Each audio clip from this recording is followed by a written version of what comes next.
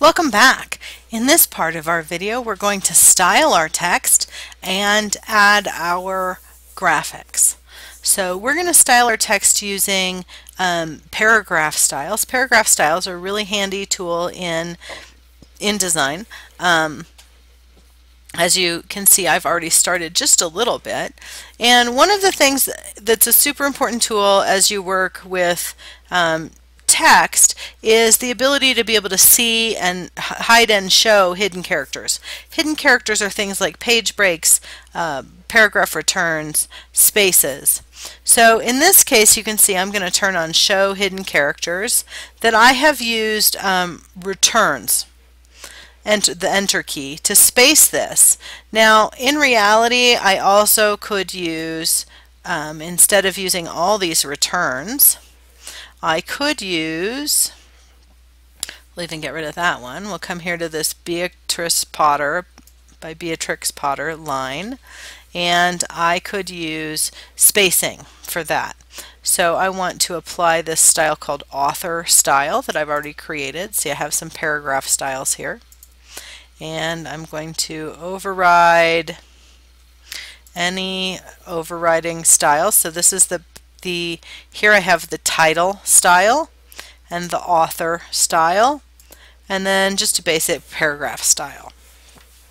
To set up these styles, I come into the flyout menu on the paragraph styles panel, and I can choose new paragraph style or style options.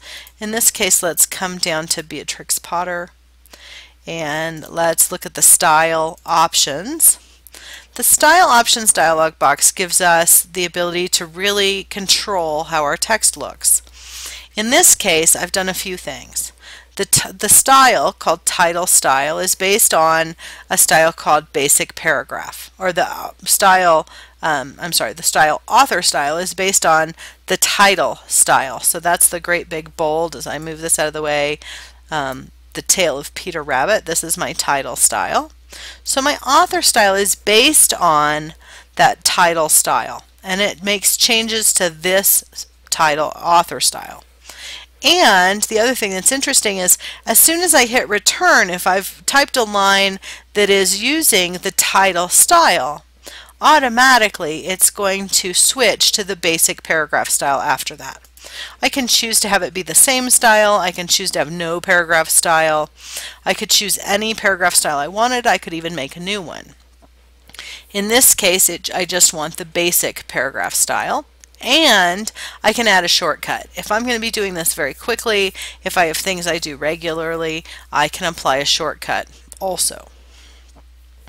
I have lots of control. I can look at basic character formats. In this case, I'm using a font family called ITC American Typewriter LT, and I happen to like the bold alternate style. It's 18 points. I can control the leading, the kerning. Kerning is, of course, the space between two characters, and tracking is the space between two characters, each two characters for the entire line. I can change the case. In this case, I think my title is all small, normal, but I could make it small caps if I wanted, or all caps, or I could also use the open type all small caps feature. In this case, I'm going to leave it just normal. I can also deal with the position. Do I want it subscript, superscript, and do I want to use the open type features? Do I want to have ligatures? Ligatures are, of course, the fancy connections between two letters that are found oftentimes in open type font styles. Do I want to have breaks? Do I want strike throughs? Or do I want it underlined? I can affect any of those toggle on and off features right there. Paragraph styles affect an entire paragraph, whereas character styles affect just the letters you have highlighted. I can also look at advanced character formats. Do I want a baseline shift, horizontal or vertical scaling, skewing, also language. If I'm going to, I can use the various languages that are available in an open type program, or open type font face. I can also look at indents and spacing. Do I want to indent it? Do I want to center it?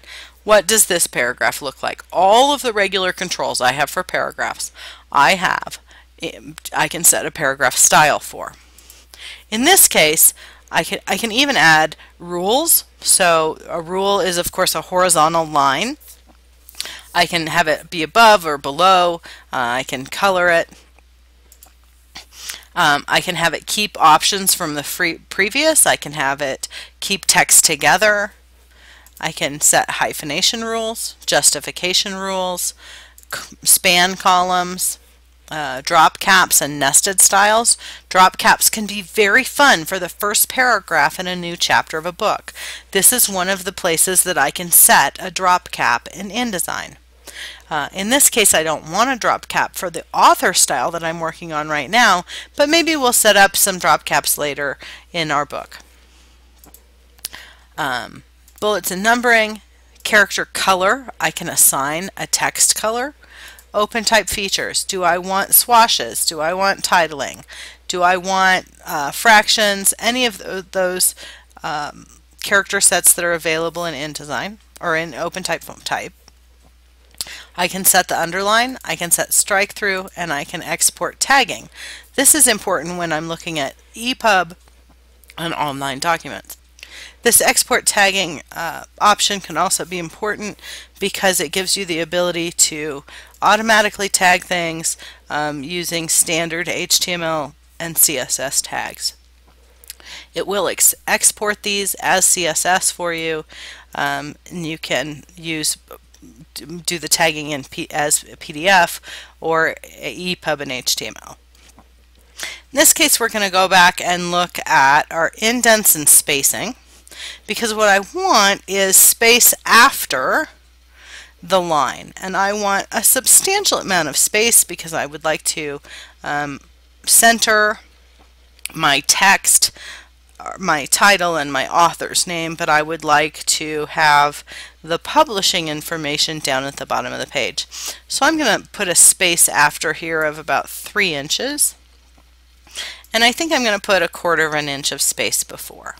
So I'm going to go ahead and click OK, and notice when I do that, I no longer have a whole series of returns. Instead, I just have this one line that has some space above it, some space below it. And just so you can see how this works, I'm going to take the first line of the publisher and I'm going to apply the author style because I'd like you to see how that changes this page. See, it adds space above it, bumps everything down. I'm going to go ahead and return that to the basic paragraph style, and now all of our other publisher text comes along with it. Again, just so that you can see some of the changes, the way that works, we'll do the same thing. This Tale of Peter Rabbit is title style currently. If we change it to author style, the text becomes smaller.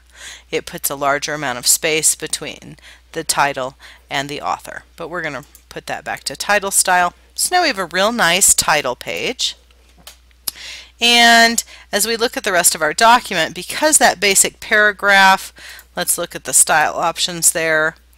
Basic character formats uses 12-point ITC American Typewriter LT at the medium weight. I can see that my story has changed so that throughout I'm using this same typeface.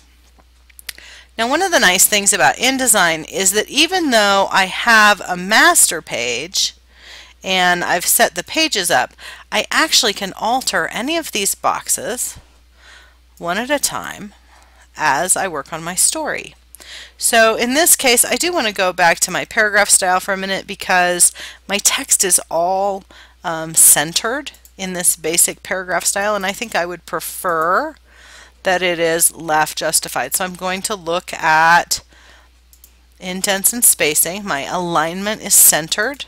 I want it to be left, and then I'm just going to go ahead and click OK. So now all my text is left, and I can reshape these text boxes.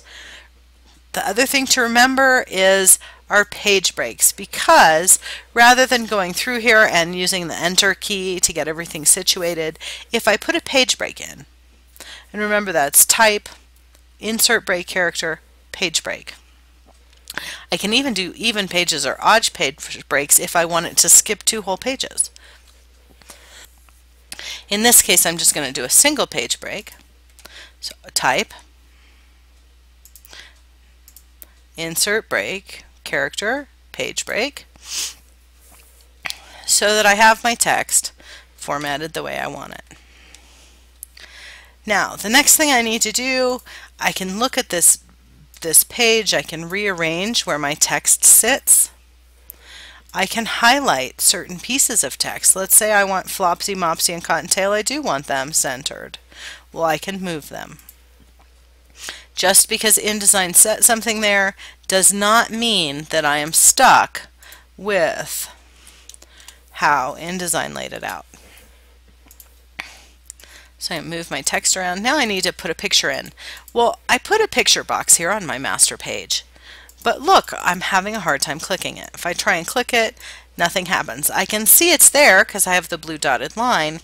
This is one of the tricks with master pages. The items are there, your placeholders are there, but in order to get to them, you're going to need to hold down on a Mac your Command key and your Shift key, or on a PC your Control key and your Shift key, and then click on the box. That activates that placeholder and allows you to use it. So now I'm going to go up to Edit and File and Place. This is Control D on a PC, Command D on a Mac, and I'm going to go find those images, and I'm going to choose my image, place it right in the box. Now this image happens to be very small because it was intended for web. So I'm going to look at the image using my links panel and see what options I have here. Now in this case, the links panel, because we're on Essentials, is in the upper, or is in my panels by default. If I pull that down, I can see more information about it. In this case, the image is called Peter 11. It's a JPEG. It's on page 5. It's RGB, which it would be because it came off of the internet. It's 300 pixels per inch, and it's 469 pixels wide.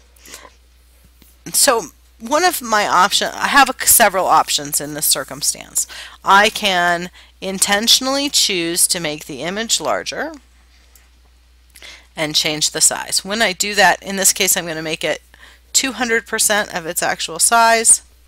That's going to change my effective pixels per inch to 150, because it was 300 pixels per inch, but I divided that in half by multiplying it by 200%, and so now my effective pixels per inch are 150. Now this isn't going to be great for printing because it's just too small. So another option I have is to rethink my document and to change the sizes of the images throughout. So maybe what I want is to do a smaller page size.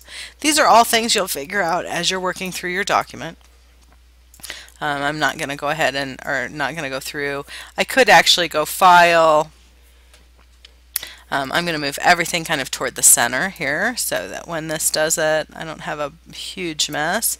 I'm going to File, Document Setup, and I'm going to choose, let's go with a page that's half this size, 5.5 by 4.25 landscape. Go ahead and click OK. When I do that, everything stays right where it was, so it does make a bit of a mess to begin with.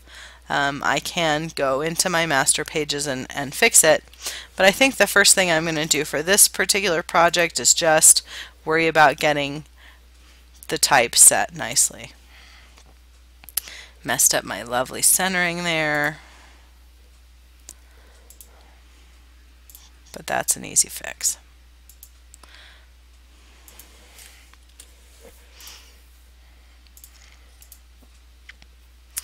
And then we'll come get this one right here. What happened was, because I changed my basic paragraph style, remember? My title style and my author style were based on that style. And because I didn't assign them a specific alignment, when I changed that, anything that had not been specifically assigned defaulted to the basic paragraph. So I'm going to come in here to my title style and go Style Options and choose my basic, or choose my Indents and Spacing, and for this one I'm going to choose Center and click OK. My basic paragraph is still left. My author style, I come in here to Indents and Spacing and center it as well. So we're good to go there. Okay, so we've seen how to pull pictures into our document. We've seen how to flow text. In our next video, we'll look at packaging the document and exporting a PDF.